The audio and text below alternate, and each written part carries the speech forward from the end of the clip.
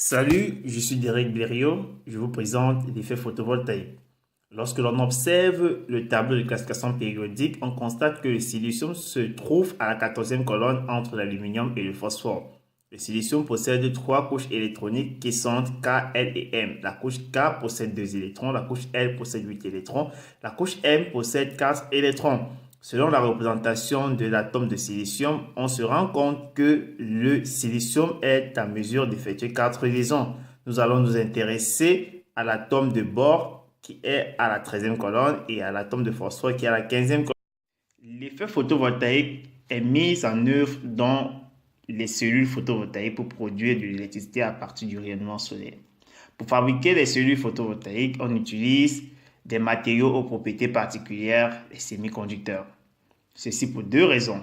Ils absorbent facilement la lumière et permettent de générer un champ et une tension électrique.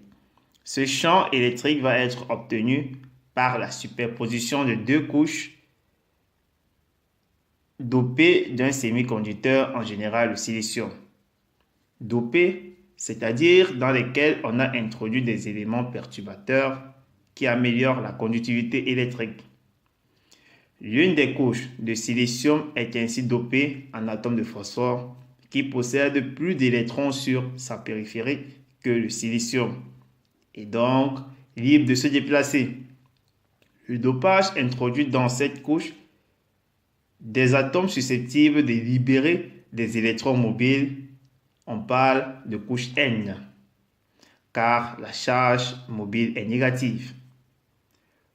L'autre couche du semi-conducteur est quant à elle dopée au bore, déficitaire en électrons. Le bore est un atome qui possède moins d'électrons sur sa périphérique que le silicium.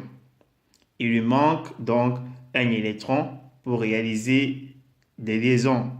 Le bore va capter un électron dans le reste du matériau, celui-ci laissant derrière lui un trou d'électrons qui est mobile et de charge positive. Le dopage dans cette couche introduit des atomes susceptibles de libérer des trous mobiles. On parle de couche P car la charge mobile est positive. Les électrons et les trous se déplacent par diffusion dans ces deux couches au voisinage de la surface de diffusion, entraînant ainsi une recombinaison entre les trous et les électrons. Ce phénomène produit une zone non neutre électriquement d'atomes de phosphore chargés positivement et une zone non neutre électriquement d'atomes de bore chargés négativement. Il se crée un champ électrique au sein du semi-conducteur appelé jonction PN qui s'accompagne de l'apparition d'une différence de potentiel entre la zone N et la zone P. Maintenant, voici où le mécanisme devient plus important. Lorsque les rayons lumineux frappent une cellule photovoltaïque sur laquelle on a disposé deux bornes, les photons de la lumière transmettent leur énergie aux électrons qui sont arrachés des atomes dans lesquels ils laissent des trous d'électrons. Et les trous formés vont avoir tendance à se recombiner.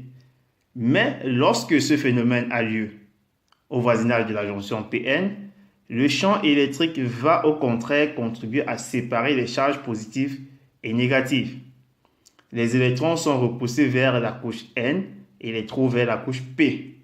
Les électrons cherchant à se recombiner avec des trous sont obligés de passer par un circuit extérieur pour rejoindre les trous.